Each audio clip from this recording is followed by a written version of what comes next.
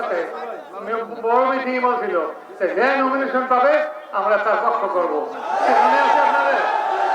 মনে আছে আপনাদের? এখন তারা মানি না, মানবো না। এবার তুই মেনার কেরা নমিনেশন আমার দেশে কেরা? হ্যাঁ, তুই মেনার কেরা? তার সে মান্য আমাকে দিয়েছে নমিনেশন। সুতরাং আমি তো তোদেরকে মানি, আমরা একসাথে একটা পরিচিত হয়ে আমরা রাজনীতিটা করি। বাবু বলছে না একমাত্র আওয়ামী লীগের কাছ থেকে আমি তো বিএনপিকে ফিরিয়ে আনছিলাম নাকি? আর কোন নেতা আছে? সুতরাং এই জামাত এখন এখানে একটা বড় ঘাঁটি করছে। এই জামাতকে প্রতিহত করতে হইলে লাগে লাগে না? কলহ বিগ্রহ এগুলো থাকবে, তোমাদের কষ্ট আছে জানি।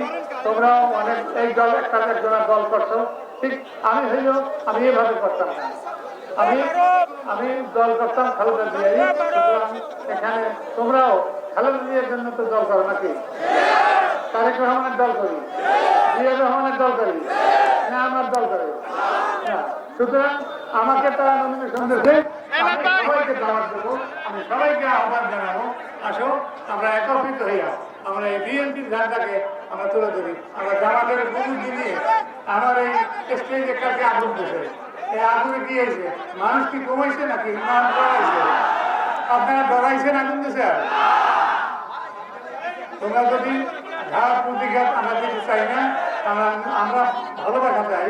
তোমরা যদি ভালোবাসা দাও আমাদের কাছ থেকে ভালোবাসা পাবা।